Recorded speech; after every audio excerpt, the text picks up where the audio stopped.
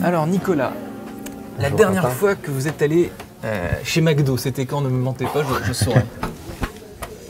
J'ai honte. Ça fait 3 semaines. 3 semaines. Et j'ai doublement honte parce que c'était en revenant des assises de l'alimentaire à Rennes où j'intervenais pour parler pour de bon, du bien manger. Et voilà, forcément, je suis arrivé très tard. J'avais rien dans mon frigidaire et en désespoir de cause, j'ai fini au McDonald's. Faute grave. Hein. Oui.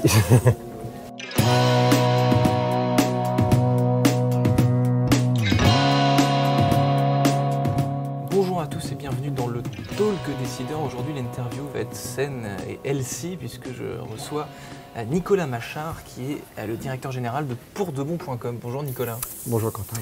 Alors comment est né ce site PourDeBon.com avec le bon coq français en guise de logo? Pourquoi est-ce qu'on l'a confié à vous? C'était en 2016, hein, c'est ça?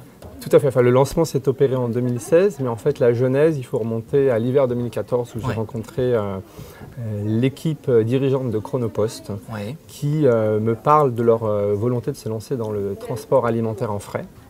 Et qui mène une réflexion à côté de tout ça sur la manière dont ils pourraient opérer la communication digitale sur leur nouvelle offre de transport alimentaire. Et donc on en arrive dans nos discussions à évoquer la possibilité de créer une place de marché digitale qui rapprocherait des petits producteurs qui seraient donc utilisateurs de l'offre de service de Chronopost du consommateur final. Et dans les discussions, en fait, il s'avère que visiblement j'avais des bonnes idées, ça leur a plu, ils ont décidé de me confier le projet. Voilà, avec 2 missions en fait, qui étaient, enfin la première mission c'était de constituer cette place de marché. La deuxième mission était de lui trouver un partenaire financier, mais pas que. Et j'ai activé mon réseau et j'ai trouvé Webedia. Et aujourd'hui, PourDeBon est lancé donc depuis 1 an et demi. Et nous sommes portés par 2 actionnaires, donc Chronopost d'un côté et Webedia de l'autre. Alors j'ai été voir sur votre site, évidemment, il y a tout, il y a les petites histoires des producteurs, des vidéos, il y a même des recettes. Comment est-ce que vous sélectionnez tout ce beau monde? Est-ce que c'est vous qui allez les chercher, c'est eux qui viennent à vous? Comment ça s'opère? Vous avez 600 producteurs, je crois. On a 220 producteurs en ligne, on en a une centaine encore qui sont dans le pipe. Alors comment on procède en fait pour recruter ces producteurs? C'est très simple, j'ai une petite équipe d'experts de nos terroirs qui sont donc, qui travaillent sur le terrain. Alors, qui travaillent plus ou moins sur le terrain, elles travaillent quand même beaucoup aussi dans nos bureaux. Elles vont parcourir les salons, elles vont parfois effectivement sur le terrain, mais après on a l'outil Google qui nous permet aussi de trouver des producteurs de qualité.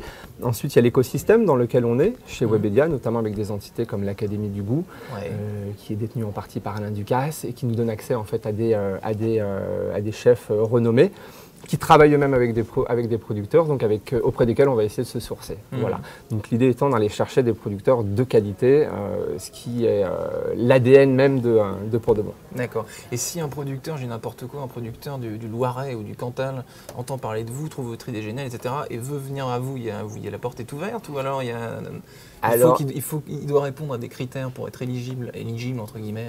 Tout à fait. Votre service. Je dirais que la porte est à demi ouverte. Tout le monde n'est pas éligible sur PourDeBon. On va s'atteler surtout à regarder en priorité les critères officiels de qualité, que sont notamment les labels sous l'INAO. Donc si c'est un producteur ou un agriculteur en bio, en AOP, en AOC. Tout est bio pour de bon? Alors pas tout est bio, non, justement on a à peu près 30% de nos produits qui sont bio, mais on a même mieux que du bio, puisqu'on a aussi des produits en agriculture intégrée.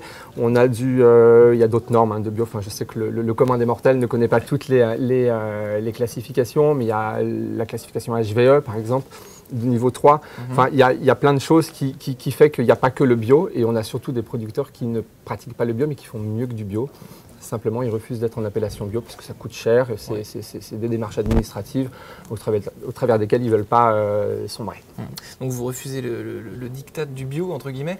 C'est quoi votre logique, votre équation de rémunération? Comment vous rémunérez déjà pour PourDeBon.com, et comment est-ce que vous rémunérez les producteurs?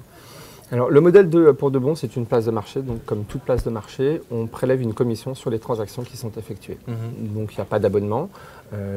Tout producteur qui reçoit des commandes sur PourDeBon se verra gréver en fait de 25% le montant de la commande, qui représente en fait dans ces 25%, si vous voulez, vous avez la commission de Pour de Bon, mais également toute la prestation logistique que nous intégrons dedans. Parce que c'est un des points essentiels chez Pour de Bon, c'est qu'on opère toute la logistique pour le compte du producteur. D'accord. Qu'est-ce que vous vendez le plus comme type de produit et pourquoi les gens qui viennent chez Pour de Bon, qu'est-ce qu'ils achètent en majorité? Alors, ça dépend des saisons, bien sûr. C'est sûr qu'à l'approche de Noël, nos best-sellers sont le foie gras, le saumon, le chapon aussi. Alors sûr, mais en plein été par exemple. Alors en plein été, ça va être tous les produits de barbecue, donc côte de bœuf d'Aubrac, de la hampe, donc des produits carnés, mais aussi du poisson. On fait de la langouste fraîche. On va faire des crustacés, et puis après tous les légumes de saison. Une place de marché, voilà. Donc vous savez d'où viennent tous vos produits, assurément, mais vos clients qui achètent ces produits, qui sont-ils? Alors ça, vous en avez 15 000 à peu près, je crois. Oui, c'est ça, on a à peu près 15 000 clients pour le moment. Ça a été un gros apprentissage en fait de ces 18 premiers mois.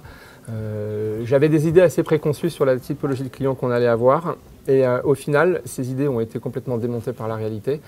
On est vraiment sur la silver economy, donc sur une cible très senior. Donc on est sur une typologie d'acheteurs qui sont retraités, voire retraités plus. Donc on n'est pas sur du trentenaire bobo, parisien, 9e arrondissement, d'accord. Pas du tout, pas du Donc tout. Cliché complètement démonté. Simplement parce qu'on est sur des produits d'experts, en fait, sur des produits de qualité. Et aujourd'hui, force est de constater que ce sont surtout les gens qui ont un peu d'argent, du temps, pour cuisiner des produits bruts et qui ont donc la connaissance en fait de ces produits du terroir. Et donc pas le trentenaire parisien qui est locataire. Donc dites-moi, en quoi votre site, votre service, il diffère de celui de vos concurrents, de Naturalia ou de Bio C'est Bon par exemple? Qu'est-ce qu'il y a comme différence chez Pour de Bon? Alors, vous allez me dire que c'est meilleur, mais il faut m'en dire un peu plus. Ça, c'est pas moi qui le dirais, c'est les clients, puisque tous les avis sont affichés sur le site. Je dirais que c'est notre approche, c'est le fait de faire du vrai direct producteur. Donc sur Pour de Bon, vous allez trouver une relation, c'est ce qu'on essaie de faire. Des fiches avec, on sait à qui on achète. Vous allez même pouvoir découvrir l'univers du producteur, puisqu'on va même parfois jusqu'à le photographier, le filmer. Donc vous allez découvrir qui est le producteur, vous allez découvrir ses méthodes de production, et c'est lui avec lequel vous allez échanger, et c'est lui qui va impacter le produit, son produit, et qui va vous l'expédier, et que vous recevrez 24 heures après. Donc il y a la transparence totale à la fois sur le produit et sur la personne qui a... Exactement. J'ai vu que dans une autre vie professionnelle, vous étiez community manager, donc vous maîtrisez, j'imagine, tous les codes de Twitter, Facebook, tous les réseaux, etc. En quoi est-ce que ce créneau, votre business, il est Instagrammable, j'ai envie de dire? Est-ce que votre business, il est favorable à l'utilisation des réseaux sociaux ou pas? Très clairement, on est sur le beau, sur le bien manger, sur des valeurs très positives.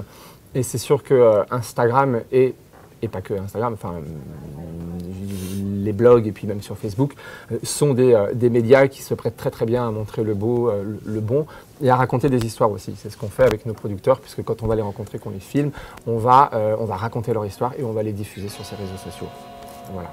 Merci Nicolas Machin. Merci à vous.